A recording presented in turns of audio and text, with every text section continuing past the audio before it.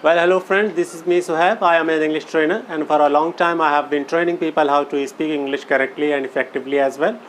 First of all, let me ask you, how are you today and how about your progress in learning English? Friends, after today's class, I am sure that your English is going to get great improvement because today I am going to tell you a very important thing, that is tenses. Friends, you know that tenses are very important. No doubt without tenses you can't make sentences and you can't speak English. Friends, सबसे पहले जो मैं आपको बता दें कि tenses तीन होते हैं. As you must be knowing that three tenses are there: present, past, future, and each tense having four parts. Talking about present, so present definite, present continuous, present perfect and present perfect continuous as well. And similarly, past indefinite, past continuous, past perfect and past perfect continuous, and same is the case with future. So 4 into 3 is equal to 12 tenses are there. लेकिन सबसे पहले जो आपको सीखना वो present definite है. कहा जाता है कि it is said that present definite is the soul of English, और it is one of the facts also कि it is the most using tense ever. So आपको अगर present definite सीखना है, प्रेजेंट डेफिनेट की पहचान आपको सीखनी पड़ेगी कि कैसे पहचाने के प्रेजेंट डेफिनेट है. प्रेजेंट डेफिनेट की जो पहचान होती है वो ता है, ती है, ते है आदि. इसका मतलब ये होता है कि अगर कोई भी सेंटेंस हो, अगर उसमें ता है, ती है आए, तो इसका मतलब प्रेजेंट डेफिनेट हो सकता है. लेकिन हम आपको बता दें, एक पॉइंट है जो आपको नोट करना है कि जो आपने इज़मार कर रखा है फंडामेंटल्स में, तो उसके अंदर भी कुछ ऐसे सेंटेंसेस होते हैं कि उसके अंदर भी ता है, ती है आता है. तो इसका मतलब ये हुआ कि प्रेजेंट डेफिनेट और आपके इज़मार जो फंडामेंटल में जो आपने ट्रैक कर रखा है, इसमें काफ़ी सिमिलैरिटीज़ होती हैं.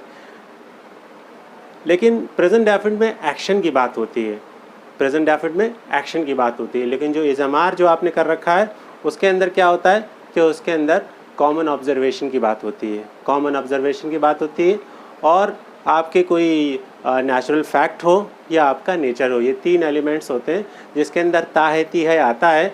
लेकिन आपको ये देखना है कि ये इसमें एक्शन की बात हो रही है या नेचुरल फैक्ट की बात हो रही है या नेचर की बात हो रही है या कॉमन ऑब्जर्वेशन की बात हो रही है. फॉर एग्जांपल एक सेंटेंस हम बोलते हैं, जैसे हमने कहा कि पानी बेरंग होता है. अब इसके अंदर भी ता है, ती है आ रहा है, लेकिन ये जो है प्रेजेंट डेफिनेट नहीं है. क्योंकि प्रेजेंट डेफिनेट में क्या होता है, as I have told you कि प्रेजेंट डेफिनेट में एक्शन होता है, दैट मीन्स उसमें वर्ब होती है.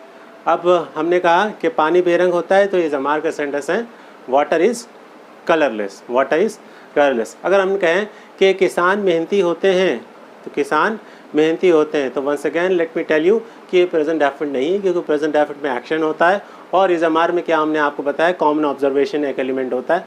कॉमन ऑब्जर्वेशन के आमतौर से देखा जाता है कि किसान मेहनती होते हैं, तो इस फार्मर्स आर एक्सर्टेड.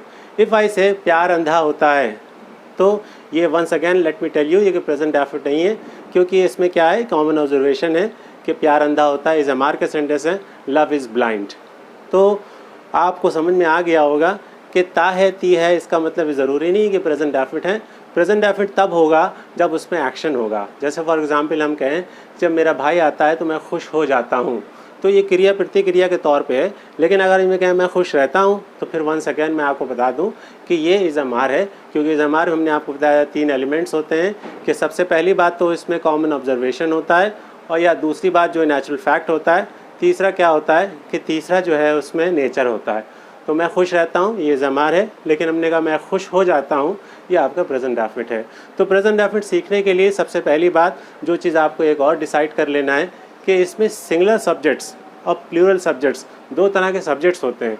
इसीलिए एक जो लर्नर होता है, एक स्टूडेंट होता है, उसको सीखने में परेशानी होती है, क्योंकि सिंगुलर सब्जेक्ट के साथ रूल्स एंड रेगुलेशंस अलग होते हैं, और जो प्लूरल जो सब्जेक्ट्स होते हैं उनके साथ रूल्स एंड रेगुलेशंस होते हैं. तो यहाँ पर आप पहले जो है एक सेपरेट कर लें कि आप जो रूल्स एंड रेगुलेशन जो सीखने जा रहे हैं वो सिंगुलर सब्जेक्ट के सीखेंगे. सिंगुलर सब्जेक्ट आपके क्या हैं, ही, शी, इट, एनी नेम. इसका मतलब ये हुआ कि भाई आई से आपको कोई मतलब नहीं है, यू से आपको कोई मतलब नहीं है, वी से आपको कोई मतलब नहीं है, और दे से आपको कोई मतलब नहीं है. अभी जो आपको जो लेना देना है, जिन सब्जेक्ट से आपको मतलब है, वो ही से मतलब है, शी से मतलब है, इट से मतलब है, एनी नेम से मतलब है. आपको पता है कि सेंटेंस की 4 काइंड्स होती हैं, 4 काइंड्स आर देयर. सबसे पहले आपको अफर्मेटिव, तो सबसे पहले प्रेजेंट डेफिनेट में क्या करना है, एज़ यूजुअल सबसे पहले सेंटेंस शुरू करने के लिए सब्जेक्ट आपको यूज़ करना है. तो आप स्ट्रक्चर यहाँ बना सकते हैं, सब्जेक्ट लिखना है SUB सब्जेक्ट. उसके बाद फिर आपको वर्ब की फर्स्ट फॉर्म यूज़ करना है, वर्ब की फर्स्ट फॉर्म. लेकिन वर्ब के फर्स्ट फॉर्म के साथ आपको एस या ई एस ऐड करना है, ठीक है। अब जैसे एग्जाम्पल है यहाँ पर, वो कॉलेज जाता है, वो कॉलेज जाता है, तो आप कहेंगे he goes, GOES, goes to college. दूसरा सेंटेंस है वो खाना पकाती है, तो आपने लिखा she cooks, COOKS, cooks food. अब यहाँ पर एक चीज़ दिमाग में स्ट्राइक करती है, वो क्या कंडीशंस हैं जहाँ पर हमने एस लगाया, वो क्या कंडीशन जहाँ पर ES लगाया। क्योंकि पहले एग्जाम्पल में हमने ES लगाया, गोज़, GOES। दूसरे एग्जाम्पल में हमने सिर्फ S लगाया, COOKS। तो ये हम कैसे पहचानें कि कहाँ पर ES लगाएं, कहाँ पर S लगाएं। इसका एक नियम होता है कि दो चीज़ें हैं तो आप एक चीज़ें सीख लें, तो बचे हुए दूसरी चीज़ों के साथ दो नियम हैं तो एक नियम सीख लें। तो अगर कोई वर्ड, अगर कोई वर्ब O पे, S पे, H पे, X पे, आई रिपीट, अगर कोई वर्ब O पे ख़त्म होता है, S पे ख़त्म होता है, H पे ख़त्म होता है, X पे ख़त्म होता है, तो आप यूज़ करेंगे ES, वरना क्या आप इस्तेमाल करेंगे, वरना ऐसे इस्तेमाल करेंगे। तो पहला जो वर्ड था ही गोज़ टू कॉलेज, तो गो किस पे ख़त्म हो रहा था, O पे ख़त्म हो रहा था, तो आपने लगाया ES, he goes to college. दूसरा सेंटेंस था जो आपका कुक्स, K पे ख़त्म हो रहा था, COOK, कुक मतलब पकाना, तो K पे ख़त्म हो रहा था, तो उसका मतलब इस कैटेगरी में नहीं, तो S। तो आपको कम्प्लीटली समझ में आ गया होगा कहाँ पर S लगाएं, कहाँ पर S लगाएं। तो वो कॉलेज जाता है, ही गोज़ टू कॉलेज, और वो खाना पकाती, शी कुक फूड्स। अब टॉकिंग अबाउट नेगेटिव, नेगेटिव में सब्जेक्ट लगाया आपने, आप पूरे फंडामेंटल में या और जो आपने ट्रैक्स कर रखे हैं, can, could, should, have to, has to, had to, will have to, shall have to, have, has, had, will have, shall have, और जो बहुत से आपने ट्रैक्स कर रखे हैं उसमें नेगेटिव के लिए आपने नॉट लगाया था, या कुछ कंडीशंस में आपने नो भी लगाया था। लेकिन ये टेंसेज है, कुछ ना कुछ तो चेंजेस होगा, तो यहाँ पर आप नॉट की जगह पर क्या लगाएंगे, डज नॉट। तो सब्जेक्ट लगाया आपने, स्ट्रक्चर बनाया, सब्जेक्ट लगाया, फिर उसके बाद लगाएं डज नॉट, फिर वर्ब की फर्स्ट फॉर्म। फॉर अब यहाँ पर एग्जाम्पल हम ले रहे हैं, जैसे हमने कहा था वो कॉलेज जाता है तो ही गोज़ टू कॉलेज, यहाँ पर वो कॉलेज नहीं जाता है, नेगेटिव है, he does not go to college. अब कोई एस नहीं आएगा, एस वाली जो एस जो हमें लगाना होता है सिर्फ अफर्मेटिव में ही लगाते हैं, नेगेटिव में, इंट्रोगेटिव में, नेगेटिव में कोई लेना देना नहीं है। तो हमने सब्जेक्ट लगाया और डज़ नॉट लगाया, वर्ब की फर्स्ट फॉर्म, तो वो कॉलेज नहीं जाता है तो कहेंगे he does not go to college. हम कहें वो खाना नहीं बनाती है तो आप कहेंगे she does not to food. तो ये आ गया आपका नेगेटिव हो गया, दैट्स ऑल अबाउट नेगेटिव। अब बात करते हैं टॉकिंग अबाउट इंट्रोगेटिव। इंट्रोगेटिव में क्या करना है, सबसे पहले डज़ लगाना है, सबसे पहले आपको लगाना है डज़। डज़ आपकी ग्रामर है, डज़ लगाएंगे, उसके बाद फिर सब्जेक्ट, उसके बाद वर्ब की फर्स्ट फॉर्म। कोई एस नहीं है, एस सिर्फ आपको बता चुके हैं अफर्मेटिव होता है। तो यहाँ पर एग्जाम्पल है, क्या वो कॉलेज जाता है तो कहेंगे does he go to college. क्या वो खाना बनाती है, डज़ शी कुक फूड। इसी तरह आप नेगेटिव में कहेंगे, इंट्रोगेटिव एंड नेगेटिव में तो खाली नॉट ऐड कर देंगे, क्योंकि आप डज़ पहले से लगाए, तो क्या वो कॉलेज जाता है, does he go to college. हम कहें क्या वो कॉलेज नहीं जाता है तो आप क्या कहेंगे, does he not go to college. क्या वो खाना नहीं बनाती है तो आप कहेंगे does she not cook food. तो फ्रेंड्स, अभी ये जो सेंटेंसेस आपने सीख लिए, जो आपने नियम सीखे, वो सिंगुलर पार्ट के नियम सीखे हैं। अगर आपको प्लूरल सब्जेक्ट के आपको नियम सीखना है तो आपको नेक्स्ट वीडियो में हम आपको बताएंगे, टिल देन आपको वेट करना पड़ेगा। इसी के साथ हम आपको कुछ मीनिंग्स भी दे दें, ताकि नेक्स्ट टाइम जब हम आपसे पूछें जो सिंगुलर पार्ट और हम आपको प्लूरल पार्ट हम आपको बताएंगे, तो तब तक के लिए आप कुछ मीनिंग्स भी लिख लेते हैं। सबसे पहले हम आपको एक वर्ड दे रहे हैं, गेट। गेट मीन्स होता है पाना, गेट मीन्स पाना। दूसरा वर्ड लिखें गेट अप। गेट अप मतलब उठना, गेट अप उठना। तीसरा वर्ड है get roaring success. Get roaring success ज़बरदस्त कामयाबी पाना, गेट रोरिंग सक्सेस ज़बरदस्त कामयाबी पाना। एक वर्ड है at what time. At what time का मतलब होता है कै बजे या कितने बजे, एट वॉट टाइम कै बजे या कितने बजे।